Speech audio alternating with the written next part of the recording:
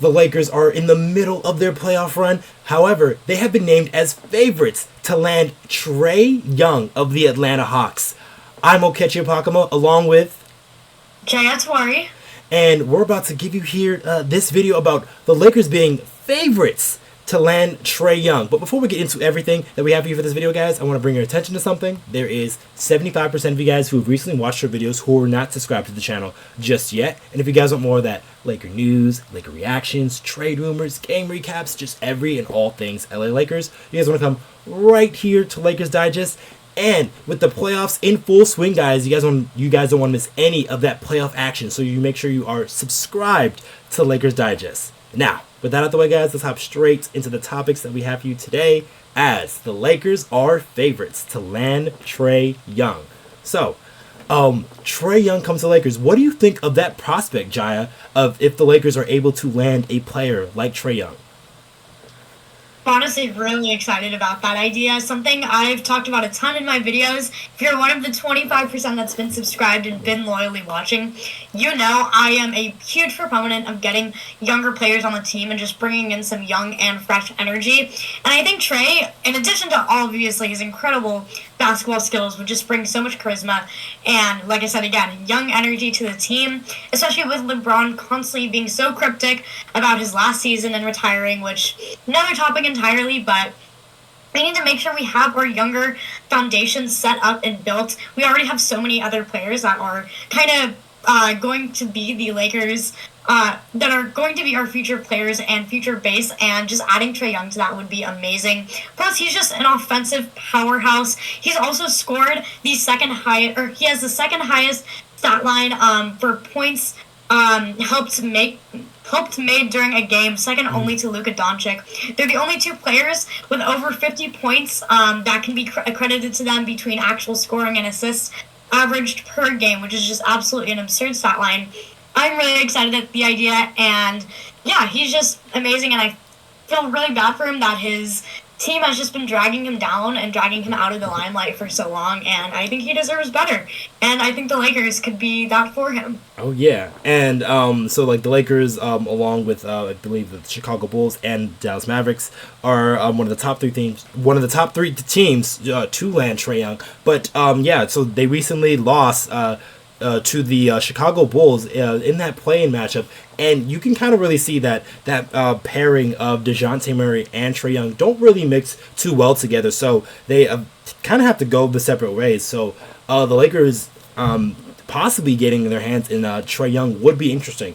But before we can get into any of that, I think D'Angelo Russell, currently who's on our squad right now, I think he is the guy, I think, that you want around LeBron James. Like, I understand your point of Trae Young and like how he's, maybe a little bit younger and definitely can be a guy that can be your offense. Like, being a guy like who's in the conversation with Luka Doncic, that means you're essentially an offense onto yourself. Like, the offense revolves around you, revolves off of your action, your passing, your shooting, just everything you do. While that can be very vital and crucial to the Lakers, while they currently have LeBron James, it doesn't make all the sense in the world.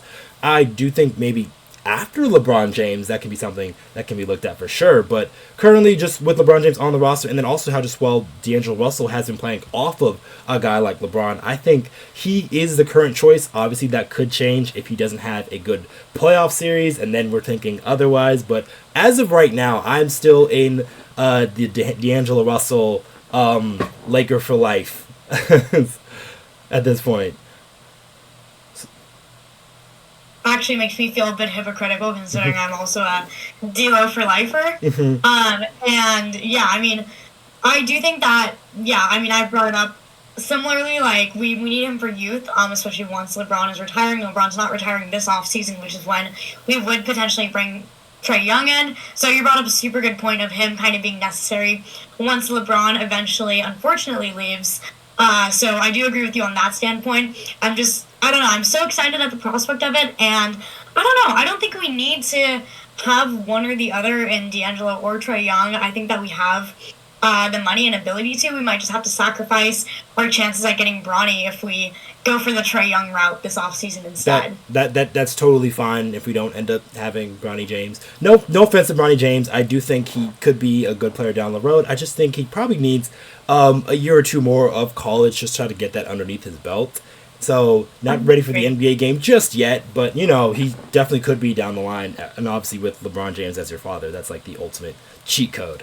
But just more of the long lines of Trae Young, I guess, versus D'Angelo Russell. I guess it kind of comes down to what happens to the Lakers in the playoffs.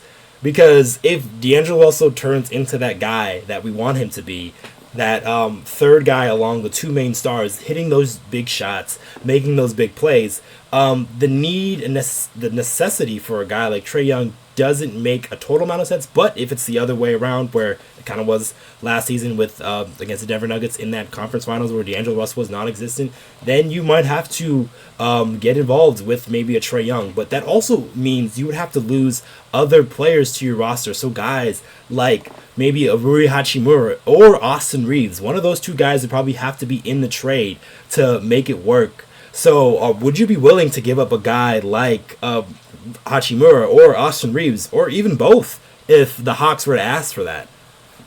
Man, this is a tough one, and I feel like you're coming at my throat right now because I just got super excited at the prospect and didn't think through the logistics here.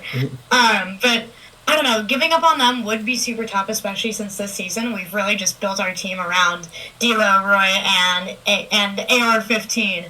And I think, like you said, it's really just going to come down to their playoff performance. But I don't know, something is just, maybe I'm just being delusional, but I feel like we do have space for all of them. And there's also no saying what's going to happen with other teams as well. You kind of mentioned like us not really having a need for Trae Young, but when I kind of think about teams that do have a need for him, my mind kind of goes to the Spurs, and specifically something that Wemby said the other day, and that a lot of players have been texting him saying that they want to play for him. And so naturally, I was thinking, is that Trae Young texting Wemby wanting to go to the Spurs because the Spurs weren't one of the teams you listed as one of the top candidates to get Trae Young right now? And so it does make me wonder, despite all the excitement and my desire to have Trae Young, even if I don't think through the consequences of losing some of our star players, if he's going to opt for somewhere where he is a bit more needed and doesn't have a team that doesn't have a rotation as filled out or as deep as ours right now, like the Spurs, so you can play alongside Wemby and kind of be a star. And then also with the Spurs, like, they're a team that has like young assets. So like if you're trading with a team like the Atlanta Hawks, who might want to maybe get younger or like revamp their roster, you would want those younger type of guys, which it's essentially that's all the Spurs team is. Like, it's just a whole bunch of young dudes, maybe some draft picks that you can trade, and it's going to be higher draft picks because the Spurs aren't as good right now, at least. So they can definitely get more bang from other teams. You name the Spurs as one. I do think maybe a team like even like the Orlando Magic could be very interesting because they are a team that can use shooting, and Trae Young is shooting. So if he's able to go to a team like that, help them out with Ben Caro and Franz Wagner. So there's definitely a list of other teams that could be in front of the Lakers in order to get his services. But I guess sort of like the last thing that I want to bring up here is like, what is the need, I guess, for going for Trae Young? Because like we talked about some of the players that we don't want to let go. We don't want to get rid of Hachimura. We don't want to let go of Reaves. And but push comes to shove, one or the other has to happen. So if the Lakers don't get to their ultimate goal, then we have to think about these sort of situations. Like, is this guy good enough to get us where we need to go? Because, I mean, the same thing could be said about like how we thought about some of the younger guys back in the day, like Brandon Ingram, Larry Nance Jr., Josh Hart, some of those guys that we loved, but they needed to be traded to get Anthony Davis, and that eventually got us to where we needed to go.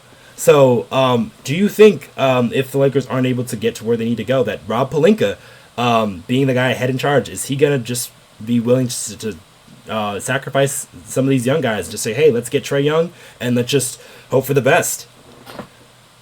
I do think that that is a decision that Pelinka would make, especially because the Lakers will always kind of favor star power over kind of developing their own like talent pipelines, which is something I've talked about a bit too. Like I love that we developed D'Lo. He came from our system, even if he spent a few years away from us. But the Lakers have proven time and time again that we want to get the stars, we want to get the big names to kind of fit that LA vibe and that LA glamour and clout and everything. And I think Trae Young fits that aspect as well as just being an offensive powerhouse. And like you talked about, it's going to come down to the playoff performance. If Reaves and Hachimura and D'Lo aren't putting up the offensive numbers that we can kind of expect of them and that we want of them and need, obviously, then I think that getting rid of them for Trae Young would be a more serious consideration. Even if it does pain me, I see why Pelinka would make that decision from a number of standpoints. But yeah, I do think that's what it's eventually going to come down to, like what their playoff performance is. But let us know what you guys think in the comments down below. Like, do you think the Lakers should trade for a Trae Young? Yes, he can be that amazing offensive type of player, but like also he could be a worry part on the defensive end as well. So do you think the Lakers should make that deal, should trade guys like Hachimura, Reaves for Trae Young? Let us know in the comments down below. I have been your host, Okechi Apakama, along with Jaya, Tewari. And we will catch you guys on the next one.